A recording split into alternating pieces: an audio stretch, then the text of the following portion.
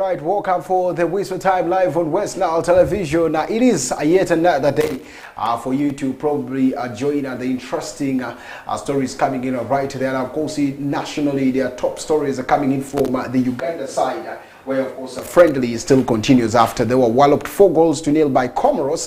Now this makes a lot of course discussions that it left a lot of discussions and questions that came through from different angles. Now you also do have what is called the big talking points of the game that went on in the of course in the school games later on. Yesterday I did say we had halfway. Now the full games came later on, and that's one big thing that we shall also be talking about right there. But all in all, I want to say it's me, Owen Izaga. I have Susie Linda, who is right here, who of course we shall be discussing with one or two things right there. Susie, good afternoon. Yeah, good afternoon, Owen. Good afternoon, viewer. You're most welcome. We set time at 2 to 3. We are already in the house, of course, to give you the best that it takes. Within there is anything sports. Yesterday, Red City ball games, post-primary ball games came to an end with a lot of issues that my colleague had, of course, anticipated. No, the chief reporter is Benson, not me. No, but we're talking about what we discussed. Yeah, it's okay. Yeah, things what a lot. Prophesied, what we prophesized happened, but of course, let's leave that there first. I want us to talk about something.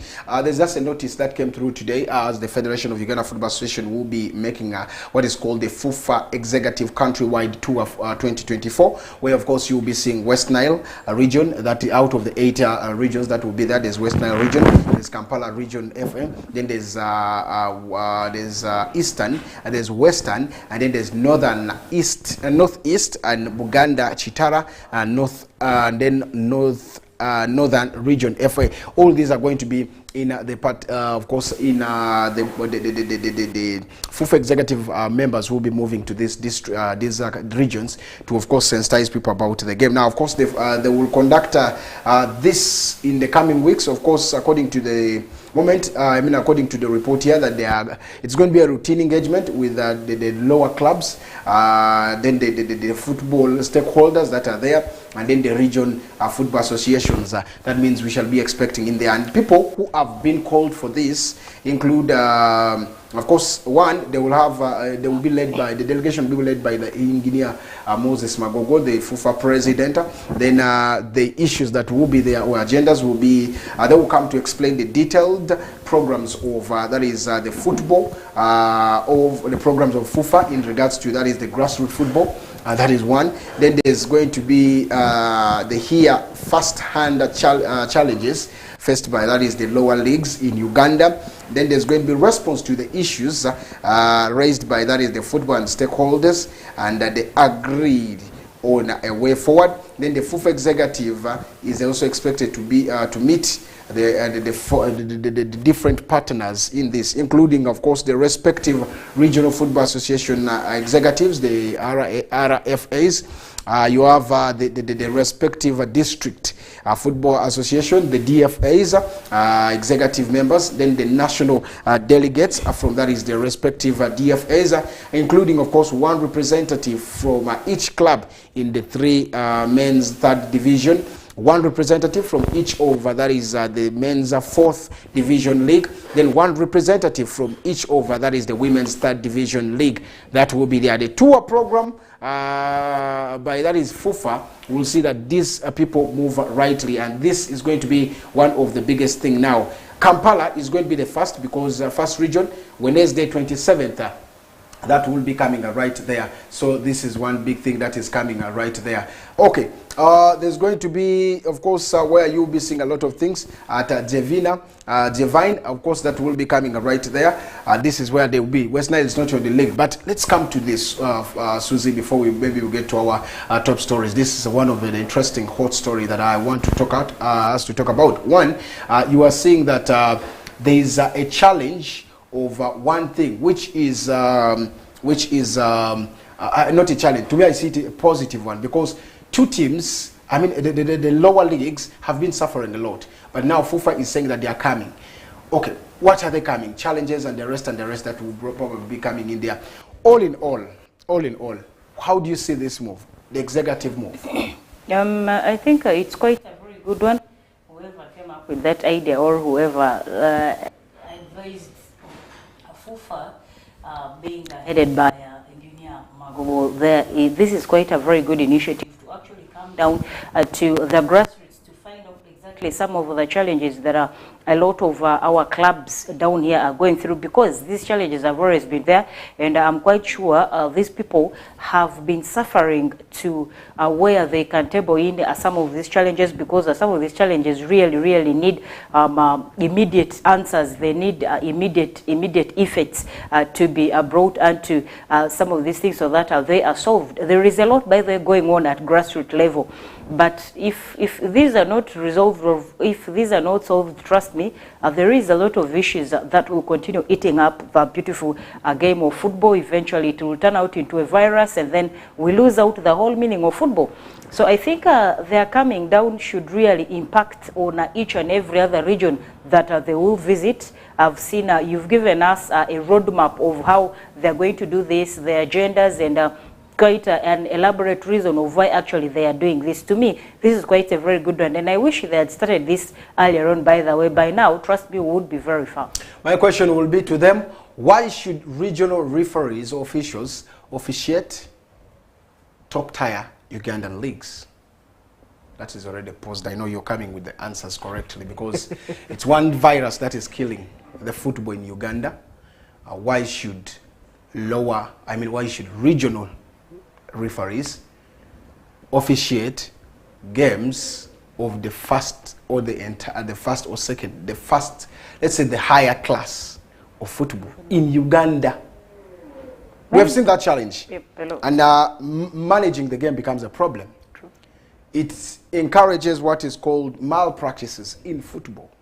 And that is one big thing that you're seeing in there. Now, this is one thing I think we shall be tasking. For me, I will be asking, because it is one big thing. Can't they really first come to the first tier, the second tier, and the third tier, so that they get the best? That is my thing. But again, you look at the region. I know, Susie, you're a stakeholder of the game, because they are saying stakeholders are also going to be involved. That means you probably need to be part of this, because it's going to be so interesting to see the federation coming to consult in there. What areas would you think that they should touch on? To me, basically, I will be looking into licensing issues over players having license in more than 2-3 clubs, and then basically the refereeing issues. Because if you look at the refereeing issues, it's by the way, it's basically the biggest that brings in issues in all football games that are being officiated.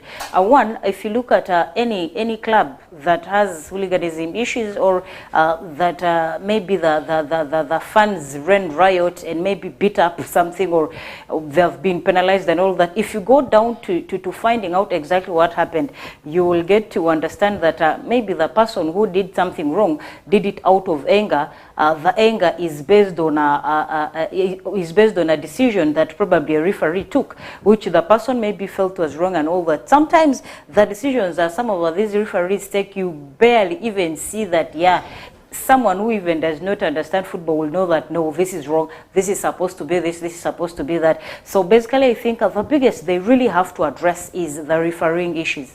Refereeing, of course, that's one. And then, of course, I think they should also, people who are there, I would love you to send us your comments on what you think probably this should be, what exactly should be addressed, because there are a lot of things they need from the stakeholders. Now, looking at these games, the transfer policy of the regional leagues, or the big league and the rest, not regional league, 4th division and 5th division is one thing also I would love really to see that someone should the teams should address.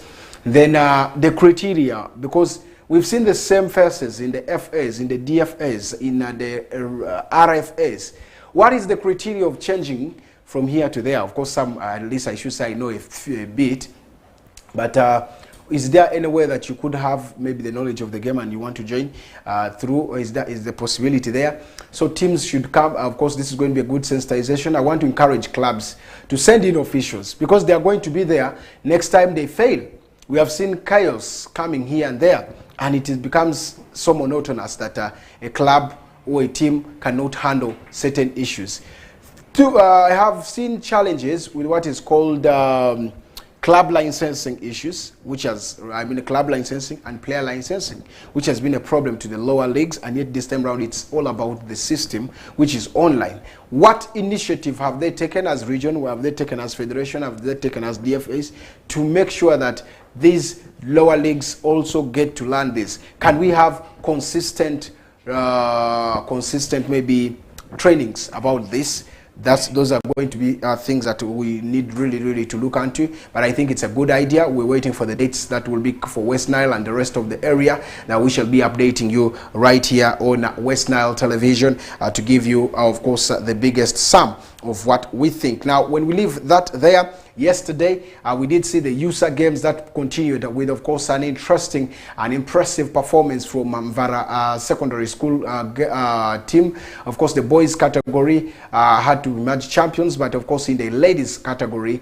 you did see them ejected right there. I'm talking about Mvara, but the team of course Idiofe girls also emerged champions, just like we did say in that is the Arua City USA football games right there in the girls category. Now that's one big thing I want us to talk about. Samson Sizo Kuti has made another, of course this was very good for him, to me, because he made in another big history after, of course, getting a trophy. He's a young coach, but of course making already history right there for Mvara. I think he also played for Mvara, so from a student to now a player to a coach, that shows something, and of course it encourages the rest of the sports guys and the sports people here that we can do, and we can be like Samson Sizo Kuti. Congratulations Mvara and Samson Sizo Kuti. I did see him today in training at Greenlight, very lively, very happy. I think that's a plus to him, and it adds into his CV. Let's get to there. Mvara, 4 goals, something that is very rare in finals. With Adnan there banging in a brace, I think this was quite very good for Mvara. And then also quite interesting is one of their boys being an OB and haunting in back his former school, there is Arua SS. This was quite very impressive one for Mvara Senior Secondary School. Their early preparations, of course, are paid off. Because if you look at Mvara SS, you would definitely realize that they are one of the schools that started training very early. As soon as schools opened, we saw Mvara already doing trainings. We saw Mvara having friendlies even with clubs that play in one of the biggest styles of football in Uganda and all that. So basically, this has paid off. It is quite a very good one for Sizo. He's still a baby, I would say, in his coaching career. He just recently started this, and we're seeing it already paying off. What reasons you said he was lively today? Yes, it feels quite good being a winner. Last year, he did feel bad that he actually lost in the trophy at finals into the hands of the same school he outplayed yesterday, and of course was able to be the winners there. Being champions overall, Arua City is quite a very good one, because a lot of schools were good, a lot of schools played in their best, and a lot of schools displayed in all they had to, of course, winning the trophy. That was one major mission of every other school that took part in this. All in all, congratulations, Mvara Senior Secondary School. Congratulations, Samson Sizo Kuti. It adds up to a very big one onto his CVs. Yeah, it's of course a very big one to his CV, and that gives him a morale. Of course, what exactly needed to do. I loved the officiation, the coaches, and of course the technical team all were on point to see that this gets to that. Now, and task follows them in the big games, which is called the regional tournament that is coming still for the USA games, and a game that is going to be so tight. Probably teams will be competing and here and there. This time around it's going to be in Koboko, where you're going to be seeing schools heading all to Koboko for the regional games. St. Charles Luanga grounds is going to be where these games are. I did ask you about which teams you would think. You also mentioned Mvara itself would still take, that is the region to the next level. So are you still sticking to that, or you see things can change? One key thing is that we have been following all these football games, post-primary of all these other regions or districts, say Germany, Zumbu Pakwach, Arua City, Arua District, Maracha Terego, and the rest. So basically, the best schools, of course, that will emerge from all of these districts will come up and face. But why I still want to stick on to Mvara is that they might basically not win, yes, but trust me, Mvara is going to go very far with the resilience that they have. They have very good players. You yesterday gave in a full analysis of how good their players are, midfield, left backs and all that and all. So basically I think Mvara this time around is fully prepared to take up all the challenges and move forward to a positive. Starting yesterday that they already won in the trophy there. And quite interestingly, by the way, for Arua District this time around, the winner was Oshindi. Quite very shocking. Oshindi beat, Oshindi did beat Nile High, Odia 2-1, which was very shocking because Oshindi, yes, Oshindi has been there for quite some time, but we used to know those days Oshindi used to be dormant, yeah, and then somehow they started doing well via academics, and then as the years turn on and keep rolling on, it used to be the likes of those traditional schools, the Okufuras, the Vura SS and the rest, and this time around it turns out that Oshindi is the overall champions, Arua District beating in, there is a Nile High. Very interesting and surprising. I think that's a very good plus to what exactly happened that side of the district. Of course, I'm yet to see what exactly other districts have done in the West Nile region, who of course probably could have gotten this and that. But we're expecting a very big one in Koboko, in Jumani, in Moyo, in maybe Nebi, Paida, which schools probably have the upper hand. But of course, all in all, that is one big thing. Also in Kampala areas, we shall be giving you updates about that right there. But one key name that I want us to talk about is Adnan Tomeka, who of course was outstanding. He plays a good football. I think he's one player to talk about. Shirt number 8 from Vara. He was outstanding. I watched him and the taps on the ball. You would see that this is a player to, of course, who has a very, very bright future ahead of him because of what he's doing in there, because of what he's trying to push via talent. I think when well groomed and developed, he can do something into that is his career via football, and that would add into his maybe academic papers that he can be doing. I think he plays for Leo Football Club. Yep. Yeah, a very good player. So we were watching the space and seeing that, but of course credit from me is to him. Adnan, by the way, is one guy that everyone is talking about. The sports lovers within West Nile are all posting him here and there and all that. And basically, I think credits to him and credits to their coach Samson Sizo Kuti for identifying him and pruning him right from the days Samson Sizo Kuti had while being the coach over Leo Football Club and up to now where he still is coaching the same team that Tomeka plays for. Quite a very good one, and if he continues like this, and of course if he's mentored very like you just said, he's quite headed in for bigger things. He's very promising, he's very hardworking, banging in a brace in there yesterday from Vara SS, I think contributing quite a lot to there is the win that Vara Senior Secondary School had yesterday. It's quite a very good one for him that he gets to showcase his talent this time around to the whole world. Those days, a few people, by the way, watch 4th League Division games where he has been playing and featuring in for Leo, and this time around coming out to showcase his brilliant and beautiful talent in there is the post-primary Arua District ball games. Is quite a very good one and very impressive performance that came through from him. Yeah, that's what exactly it is, but all in all, that is what is happening in the post-primary ball games. But still, there are also schools, by the way, who are doing good in Kampala. You did see St. Mary's Chitende also still being one of the key names to talk about. You could be seeing them in the nationals representing again, because they're doing very outstanding. They're playing very, very outstanding for the team that is right there. You did see them also, of course, having a super game yesterday in a friendly that they played. it adds in value. So we shall be expecting a lot from these schools who are going to be coming, probably, or who are going to, the teams that will be going for nationals. We shall be expecting a very tight challenge because teams are doing very, very good. We did see Amusi also having a very good, outstanding performance against Bukedia Comprehensive. That game was tense, and of course we did see, that's in the eastern region. Bukedia Comprehensive is a school of the Honorable Speaker. Of course, everything is also there. Amusi is also the same. That is also that side of Bukedia. So they really had everything possible to put and made sure that things went. But 7 of the best St. Mary's really did humiliate Turkish Light Academy to storm the finals as we talk right there. So now there will be one big name that you could be talking about in that is the USA games that you don't expect. Remember they played their games at that is St. Mary's Chitende grounds, and that is still a very key one because the players will know what exactly it is. Some of these players are players for the club, and what do you expect?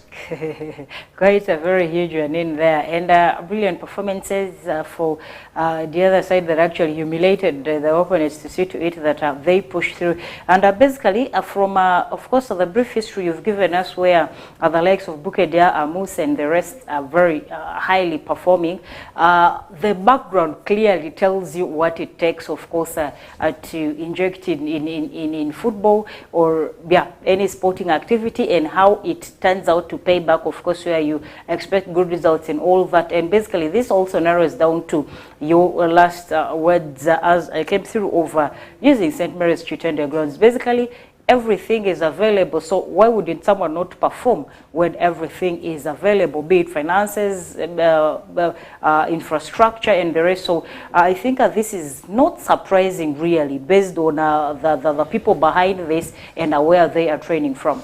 Yeah, it's so big, and not surprisingly, but for very many it could be this is an obvious thing to see. Yes, Amus, you've known them very well. People call them Amusi College, but there are very many players from West Nile who are in Amus because of the football that is there. They have gone there because these schools poach them and give them bursaries to see that they have the best probably right there.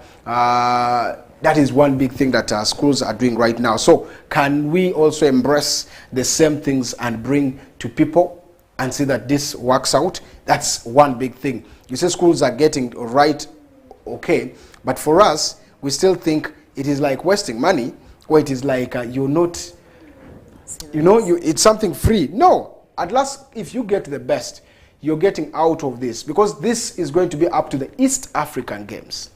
Now remember, East Africa Games will also have different challenges with schools representing the country in the East African Games. In the unders, you did see Oasis representing once the other time, Oasis Primary. So that's one big thing that has been right there. But all in all, I want to say it's still getting to us and our game, how we shall be planning right through in right away. When we leave that there, now there's a story about Ibrahim Kasule, who has been named as the MLS Pro Player of the Week.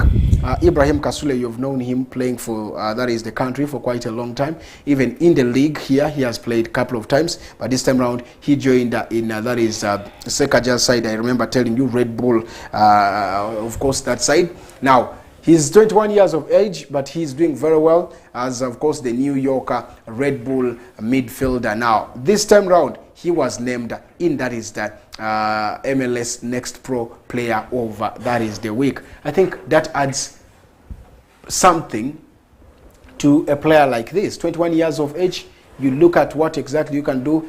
I think it brings in the sense of what is the best. Now, fitting in the pro is not always an easy thing. Fitting in the first 11 is always not over a week. It's not easy unless you've performed well. That shows that this player delivers well. And in Uganda, you hear that they don't call such players for the national team. What are we going to do? But this is a very outstanding performance for him anyway.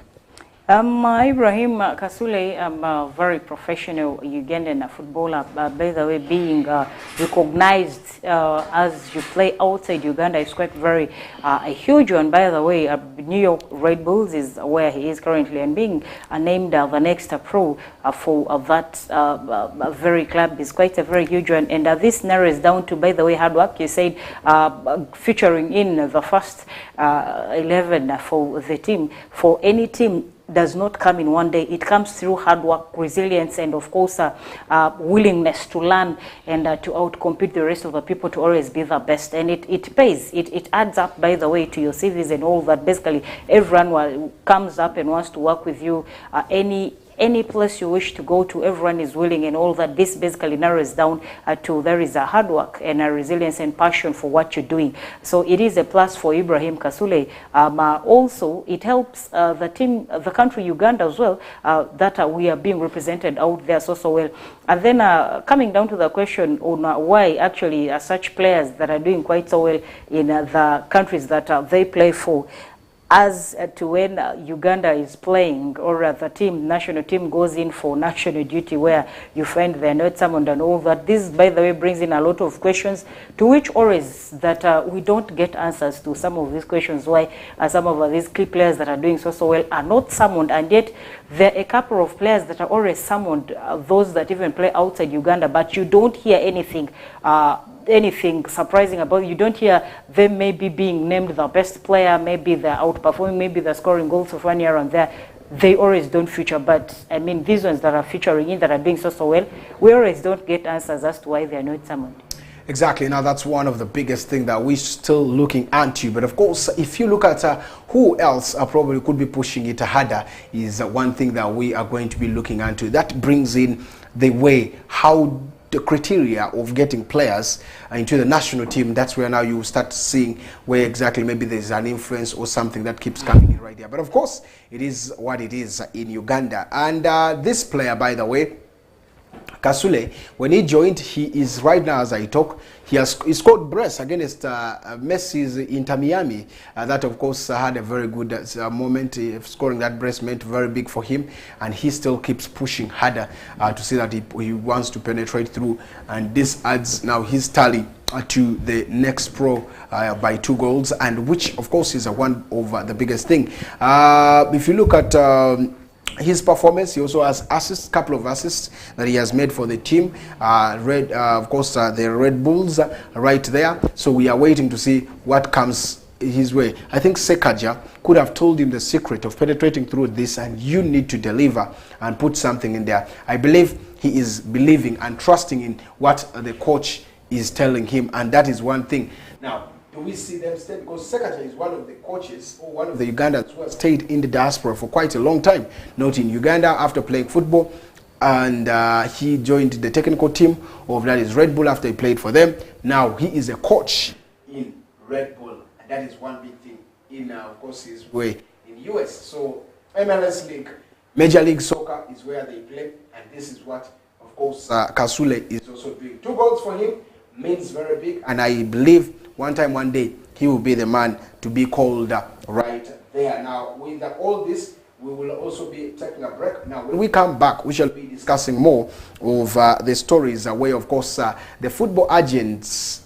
or football mediation is one, or the player mediation is one key thing that we want to talk about after one of the agents has cried foul by that is one of his players whom he has been mediating in, that is the Ugandan football, which of course he feels he is not okay with that. Who could that be is what I want you to keep your eyes onto, and of course listen to those who probably could be that agent who will really want to say no to agents or mediation right there after he has 1 or 2 issues right there. We did see that happen to Mo Shaban after, of course, a lot of speeches came through. We have seen that happen to other players, and this time around it is about Gift Fred, who has also been in this, of course, mixture. We shall be coming to give you more details about that. Let's take a break. We'll be right back.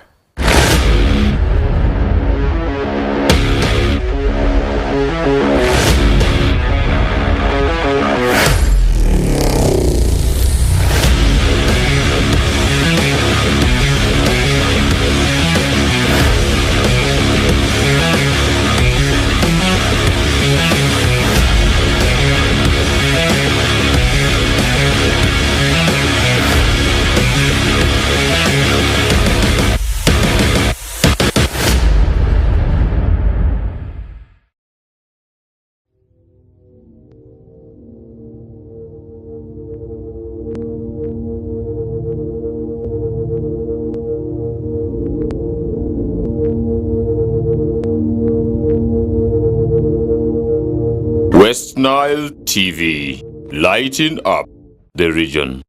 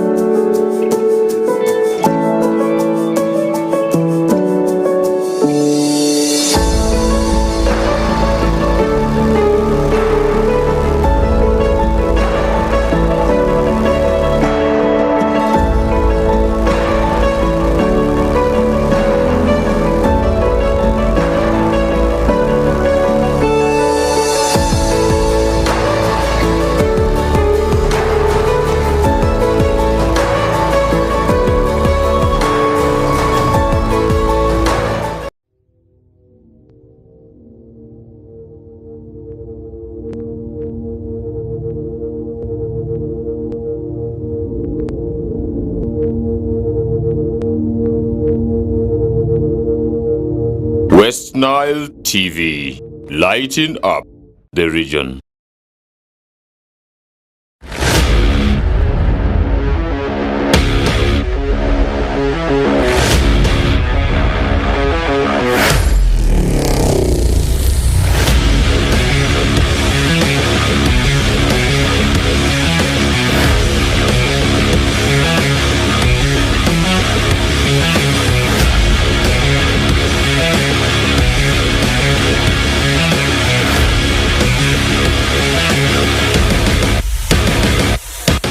All right. Welcome back from that break, and of course, still Whistle Time live on West Nile Television right here with, of course, interesting stories still that I want to say. But all in all, one of the biggest. Remember last summer we did see, of course, a talk about the man by the names of Renato Ronnie Santos, who was one of the biggest names.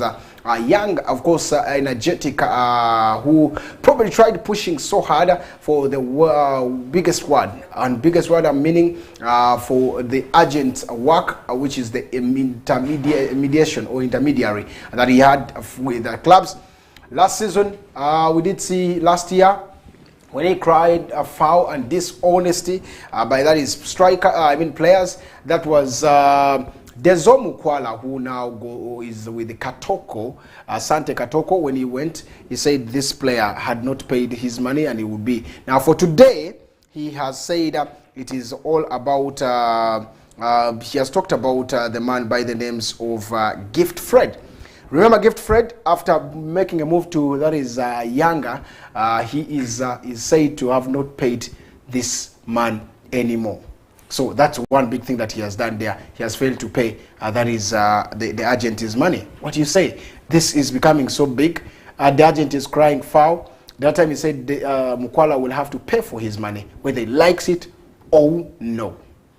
Agents and their own fracas, by the way, it's becoming very huge, and this, by the way, comes down to affecting a lot of the Ugandan football. It comes down to affecting the careers of players as a person and all that. So basically, I think the money issues and all that should really be settled, and these people should sit down and know, of course, the persons that they are dealing with, and get to really see this, to it that when people start crying foul against you, someone that actually they are dealing with, or someone that in the society that has been quite very respected, trust me, such negative talks, by the way, bring down your career, and they can easily make you sink into the drains and all that. So basically, this is quite very bad, and whatever is involved, to me, I think they should sit down, Stephen Mukwala and the rest of the people that they are dealing with, and this should be solved amicably before it erupts and, of course, affects all their careers that they have spent so much to build. Now, in the intermediation or the intermediary work, you have to have the papers, which is there. Very many times people have those papers, and after bringing, there's that statement that comes through. But now the only issue is that can these people have their deals? Because look at Mutiaba. If you are an agency, your agency is this. I believe these monies are supposed to be paid through the channels. One, when you're breaking this deal, they will always have that cut of the agent, and there's that agent, and then for the player, maybe for the club. That's why I'm not believing so much on the allegations. But because now Gift Fred can't just go without you people finishing your deal.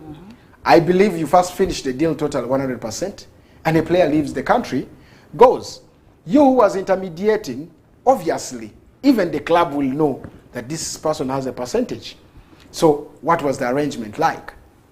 And why is the complaint coming now? Why didn't it come up? So he had trusted. Yes, he said it's because of they have failed to trust. Now, if you fail to trust, what did you agree? For Stephen Dezo Mukwala, he promised a lot of things and this and that.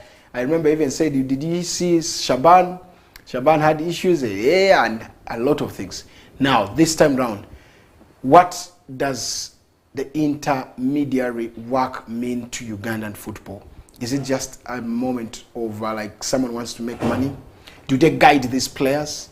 I think FIFA also has to come in and teach the players from the lower league to say that if you have an agent or you have intermediary, you need to have A, B, C, D. These are the things that work out. Because certain players negotiate for themselves. And it's good that if you have a mediator, this person easily sells you out, which is true. They have gigs. But now, again, if you start sidelining, so it's a two-way thing. I think for the agents, let's have the right agreement with these people and give them the right time. But for the players also, let's be honest. If the money is going to be given all to you, give the percentage of the other. Because one day, you will come back, but you still need to go out. And someone will support you, but through someone who can deny you a chance. So it's a win-win situation to me, which I believe players can adhere and adjust, and the mediators also do the same, and they achieve what is there. But this time around, the cry is all about why. Why? Of course, he has failed. He wrote this, even he put a photo when they were going with this person. This chap was earning 600K monthly in Kampala. That's what he said in a tweet. I brokered a deal for him to earn more than 12 million monthly. The last time I talked to him is the day the club banked his money. The entire package of this deal is close to 1.5 billion. For that is Fred. Trust Ugandan players at your own risk. That's the foul that he cried as Santos. Now he has completely said it. So quite a very bad one in there, and I think this is very tricky here now. Whoever comes in to discuss this, or whoever comes in to take part in this whole thing, should really understand the whole story. You need to get, of course, you need to get stories from both sides before you equally also play foul in throwing in blame games. Because, I mean, as they sat down to, of course, break down this deal, what were the agreements, what were the terms and all that? I think someone needs to revisit the previous agreements or the previous terms over the agreement before they come out to do this and all that. And Gift also has to come out to tell us how exactly they agreed and what the agreement was all about and all that. Or for me, I am sensing greed in this whole thing that I think judging in one side now would literally be unprofessional before listening to both sides of the story. Yeah, of course, that's one big thing. But of course, if the deal was like that, you even went in there, that means you should have gotten a percentage already. Or the deal was not completely done, but the monies were paid later on. So now if it was put in the player's account, it's true the player has to give his percentage. I believe that's how it is. So if the two need to sit and agree and make sure that the monies are paid, for sure, for God's sake, I've given you a deal and I need my kickback. Why don't you give me my kickback? Now that's a kickback thing. But what about on a win-win situation where you have 50% or maybe 50%? 1.5 billion deal, you're getting monthly 12 million plus. What is the greedy for? So I believe teams just need to, such people under agencies need to sit down, because as an agent, you're just not supposed to send someone, but you're going to be guiding this person every time. You're going to be moving with this player. You have the right to fight for this player's play time. On the contract negotiation, you say, I need my players to play this minutes. At least, even if it's not going to be a starter, but at least in a game, you should play at least 15 minutes or 25 minutes. Which, if signed and agreed, it is possible. And if it is agreed, this is what they're supposed to fulfill. If they can't fulfill, then that's a breach of contract. You still have the right to sue this club to Court of Arbitration for Sports. Now, those are some of the things that probably keep coming right there. But all in all, that's the saga ongoing right now. And I believe probably they will have to settle it amicably. I don't know how theirs with Dezo Mukwala ended, because he also cried foul, I remember, against that same thing. Now he's looking onto, again, this very man. Now, Uganda tried in the Africa Games. They tried so much, collecting a lot of things. 20 of the medals came to Uganda this time around. We said when they reached 10, you said they may even go up to 40. But instead, they have gone with the 20. Good one, outstanding, though the cranes were ejected. The hippos were ejected before they couldn't win, but still they came with a silver medal. That's still a medal in Uganda. Quite very impressive performance throughout every other team in all the different sports activities that represented Uganda. We had a very brilliant performance, by the way, from every other person that went in there. You'd really see the spirit of winning, you'd really see the spirit of fighting and all that. So basically, I think why all these medals came down to Uganda narrows down to there is hard work and all that. And I can clearly remember in one of my statements in the constituent shows where I said that we're going to see one of the countries that will return with a lot of medals is going to be country Uganda. And basically this has happened, and I think it's quite very good and very impressive in that now that the government is quite getting down to invest in sports. I think it's also getting to pay all aspects. We had swimming, we had cricket, we had gold registered in both teams' sevens. There is rugby, basketball and all that. So to me, athletics and the rest, to me, I think this is quite very impressive and quite a very huge one for Team Uganda, and the personalities that went in there to represent in the different sporting activities. Yes, Uganda came up with 4 golden medals. That was a brilliant one for them. And they had 6 of the silver medals and 10 of, that is the bronzes in there. So it gives you what exactly we are talking about, 20 of them. Congratulations, Uganda, Pearl of Africa, for all that in the Africa Games. Of course, we're expecting more for the next time, that maybe you push harder and get for us more gold medals and, of course, silver medals right there. Next time, we may not want to have bronzes here. We want silver and golds. That probably could be of advantage to us right away. So it's outstanding for them, and we thank them right there. Now, when we go to internationals, we have some, of course, tennis, where, of course, you did see Andy Murray has gotten an injury, according to reports here. He has a ligament injury, ankle ligament injury, where, of course, he will be missing out for quite a long time, according to the reports coming right here from the tennis world. He has been one key player, but out of different things that he has put in there, you've seen him get challenges. Andy Murray announced that he will be, of course, sidelined for an extended period due to that injury. I've just told you, ankle ligament injury, which he suffered on Sunday after he had a clash right there. He's 36 years of age, but of course still pushing in there. They were battling for the season. That is the ongoing Miami Open, which was in there after beating, of course, each of, that is Matteo Berrettini and Thomas, of course, Cheveri, all right there, that they had to fight in for quite a challenging moment. So that's one big thing. Of course, that is one big thing. But tennis in Uganda is not working. To me, nationally, internationally, people are doing a lot of things. So what do we do about Uganda? I think I really don't understand why tennis has failed to pick up in that is Uganda.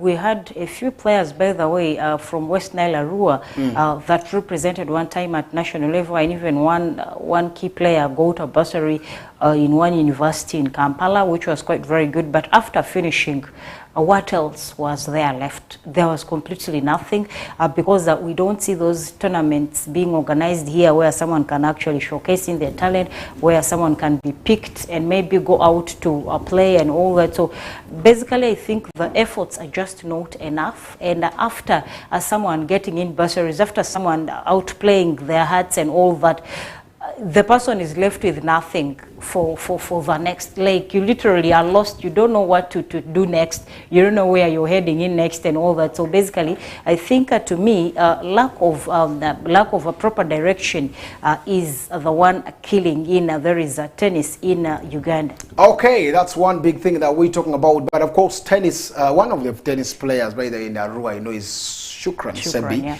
Who, of course, got a scholarship for that, and that's one thing that went in there. And I had Jonathan Opak is also a tennis player. Yeah, what is that? That's one thing I tried. And then there's Turu, who is also trying pushing it here. I did see, but of course, all those things are coming in right there. So we shall wait to see how exactly that will be. The tennis court is here. One day, maybe if it revived, we should be expecting a lot from there. Okay, let's get away from there. But of course, getting to some of the international stories in the football world indicates one disappointment from that is Arsenal defender Saliba, after of course Didier Deschamps says he is not happy with this player's performance and criticized the player so much right there for not delivering and not performing well. That is it. But Arsenal faces Manchester City this weekend, and they will be playing it at Etihad Stadium in the decider contest. Let's say the summit decider, contender for the trophy. That's one big thing. I don't know, people are timing it in every way, but this time round, yes, that's what is happening. When we leave that there, we also did see England, who also suffered, by the way, but their loss, and out of that, people like Declan Rice, Kyle Walker, Harry Maguire were withdrawn from the team after they say they had injuries, and that is one big thing. Do you think those people have the serious injuries that you could be seeing? You even sometimes wonder where the injuries are picked from and the level of injuries that they are in. And of course, a report coming in from a health worker that basically they have been taken to, ruling them out as in how long the period of time that they are going to be out, or they are stipulated to be out and all that. So it starts beating your understanding whether truly some of these people are withdrawn due to injuries and all that, because basically you don't see the injury, you don't even understand where and how this person picked in the injury. Sometimes I think some of these injuries are just claims to personal reasons that are basically, when you use out personal reasons, it looks bad, like you're not interested or you're not doing your obligations well and all that. That's why people narrow it down to using injuries as excuses of being withdrawn. As Uganda plays today, when if you're watching us from maybe other places, we're also international now. So you should also hear that Uganda has a game today against Ghana. So you should be waiting. That at 7 p.m. will be the kickoff time, East African time. But today, Euros, you have final. Wales will be taking on Poland at 10:45. Ukraine will be taking on, of course, Iceland in the Euros still final. Georgia will be taking on Greeks. Those are some of the games that are going to be right there today. And that's one big thing. What is your say? On Winding up, say. on the games that are going to be very tough ones, and one person I want to talk about as we sign out is one lady that for the first time in history won a gold for our neighbors South Sudan in the All African Games athletics. Female half marathon winner called Atalena Lolaiha. I was expecting a dang. Lolaiha ding ding.